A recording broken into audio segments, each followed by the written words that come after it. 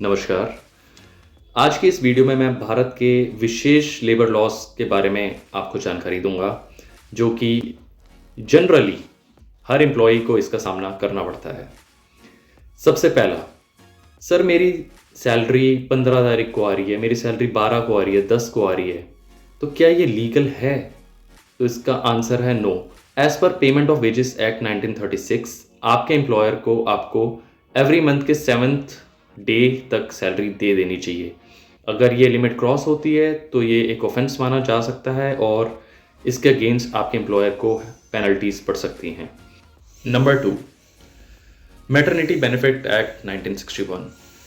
Sir मैं अपनी maternity leave पे हूँ और मेरा एम्प्लॉयर अब मेरे को टर्मिनेट कर रहा है, तो क्या ऐसा किया जा सकता है? तो आंसर है नो। एक एम्प्लॉयर एक फीमेल एम्प्लॉय जो कि मैटरनिटी लीव पे है उसको टर्मिनेट नहीं कर सकता इस ग्राउंड पे क्योंकि वो ऑफिस नहीं आ रही, वो काम नहीं कर रही।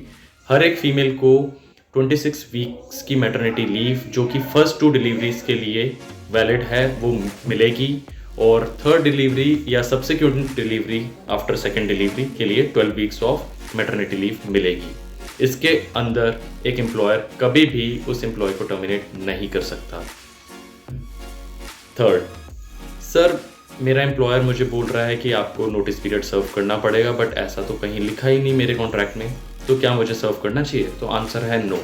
अगर आपका और आपके एम्प्लॉयर का ऐसा कोई कॉन्ट्रैक्ट नहीं या ऐसा अपॉइंटमेंट लेटर या ऑफर लेटर में मेंशन ही नहीं है नोटिस पीरियड या रेजिग्नेशन पीरियड, तो आप बाउंड नहीं हो। आप सिंपली रेजिग्नेशन दे के आप बिना नोटिस पीरियड सर्व करके उस एम्प्लॉयर से रिलीव हो सकते हो।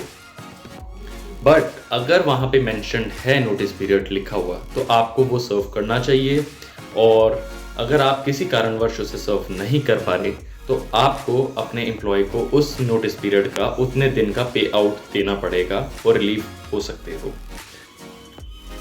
आपका एम्प्लॉयर कभी भी आपको फोर्स नहीं कर सकता कि आप ज़बरदस्ती काम पे आओ और काम करो।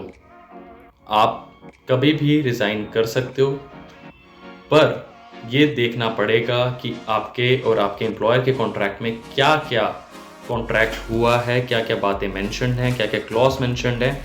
उसके बाद ही आप रिज़ाइन करो और आप एक अच्छे नोट पे रिलीव हो। अगर फिर भी आपका कोई भी सवाल हो लेबर लॉ से रिलेटेड तो आप कमेंट बॉक्स में मुझसे पूछ सकते हैं। धन्यवाद।